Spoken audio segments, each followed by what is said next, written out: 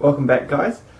I'm going to get straight into it. We've got a beautiful recipe for a carrot cake today. Now, I've made this so many times. I've made little adjustments every now and then. I think I've come out with a very, very nice recipe. So, it's pretty easy to follow. It's definitely a cake for an occasion, so don't eat it too often. I hope you enjoy it.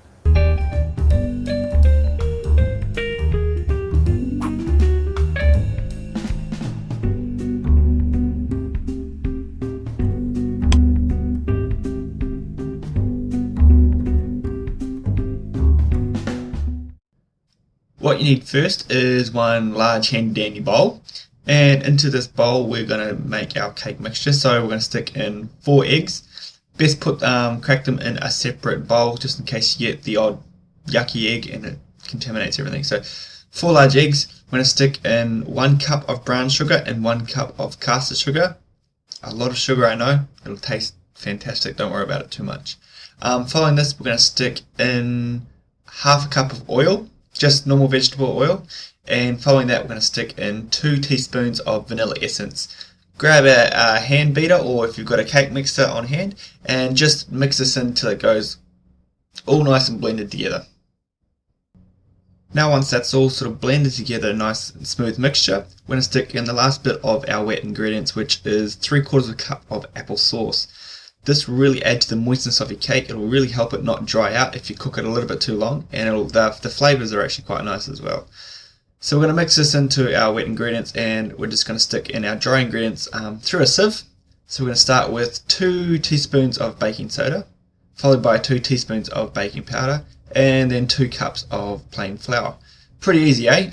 2 of each, and that's our dry ingredients. We're going to also stick in 2 teaspoons of cinnamon and half a teaspoon of nutmeg, and this is just going to spice our cake, and the flavors will be phenomenal paired with like the apples and the carrots. So we're just going to mix this all together until we get a nice, it's still quite a runny mixture, so we can stick in our carrots. Now for our carrots, obviously it's a carrot cake, so we're going to stick in 3 cups of grated carrots, and we're just going to fold this into our batter we've got here. Once we've got our carrots all incorporated, we're going to stick in a cup of sultanas or currants. These are absolutely fantastic. You're biting through your cake and then you hit one of these little pockets of juicy goodness, and it's phenomenal. So stick some of these in, and then follow that we're going to stick in some walnuts, about a cup of walnuts chopped up, not too finely, just coarsely chopped up. Mix it all together, and there you have it. That's your mixture for your cake.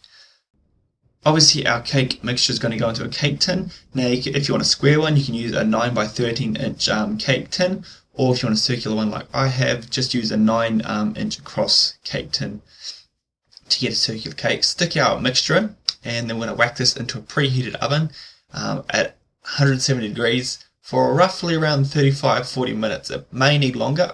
Quite often my cakes need a little bit longer than the cooking times that they normally say.